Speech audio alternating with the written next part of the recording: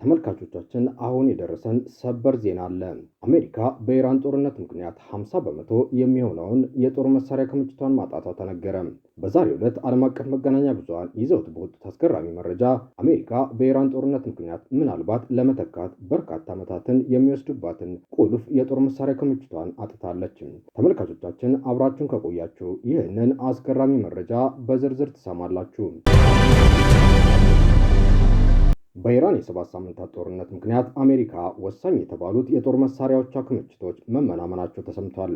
ስትራቴጂክና ዓለም አቀፍ ጥናቶች ማዕከል የተሰኘው ተቋም አካሄድኩት ባለው ጥናት አሜሪካ ወደፊት እንደ ቻይናና ሩሲያ ካሉ ባላንጣዎቿ ሊመጣባት ከሚችሉ ጥቃቶች እንኳን ራሷን መከላከል እስከሚከብዳት ድረስ የጦር መሳሪያ ክምችቷ መራቆቱን ጠቁሟል።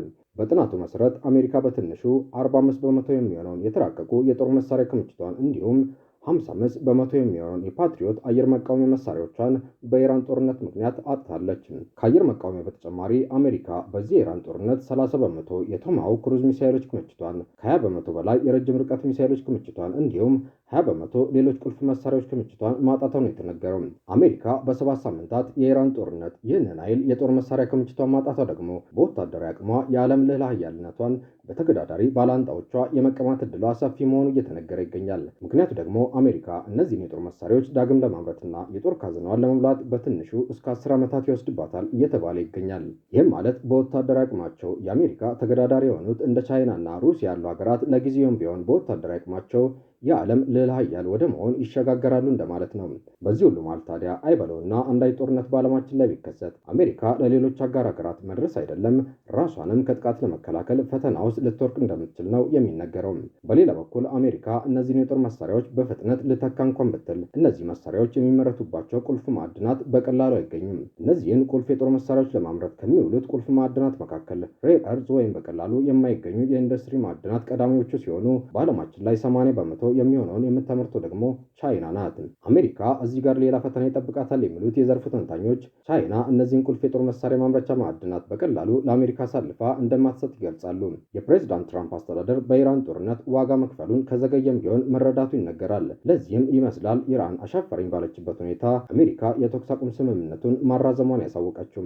አሜሪካ ከዚህ በፊት እንደ ኢራቅ፣ ሊቢያና ቪየትናም የመሳሰሉ ረጅም ዓመታትን የወሰዱ ጦርነቶችን እንኳን አካሂዳ እንዳሁኑ የጦር ግምጃ ቤቷ አልተራቆተም ነበር።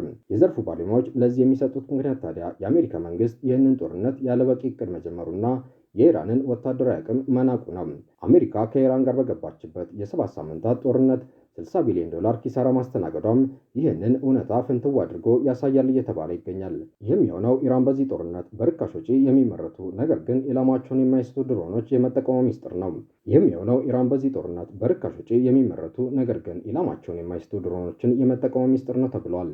አሜሪካ በመካከለኛው ምስራቅ ያሉ የጦር ሰፈሮቿንም ሆነ የቀጠናውን አጋር ሀገራት ከነዚህ የኢራን ድሮኖች ጥቃት ለመመከት $ሚሊዮን የወጣባቸው ሚሳይሎች ስትተኩስ ነበር። ይህም አሜሪካ የጦር ግምጃ ቤቷ በፍጥነት እንዲራቆት ካደረጉ አብይ ምክንያቶች መካከል በቀዳሚነት ይጠቀሳል። ኢራን በሚሳኤል አቅሟም ተገዳዳሪ ከመሆን ባለፈ እስካሁን በዓለም ላይ ያልታዩ አዳዲስ ሚሳኤሎችን በመጠቀም የአሜሪካ የአየር መቃወሚያዎች የተተኳሽ እጥረት እንዲገጥማቸው ማድረግ በቻለውም ይነገራል። አሁን አሜሪካ መንታ መንገድ ላይ መቆሟ እየተነገረ ይገኛል። ይህንን ጦርነት በአንዳች ሁኔታ መቋጨት ወይም ጦርነቱ ከቀጠለ አሜሪካ ከዚህ በላይ ዋጋ በመክፈል ልዕለ ኃያልነቷን እስከ ወዲያኛው ማጣት። ለአሁን አበቃን። ቪዲዮን ላይክ እና ሼር ማድረግ እንዲሁም ቻናሉን ሰብስክራይብ ማድረግ አይረሳ።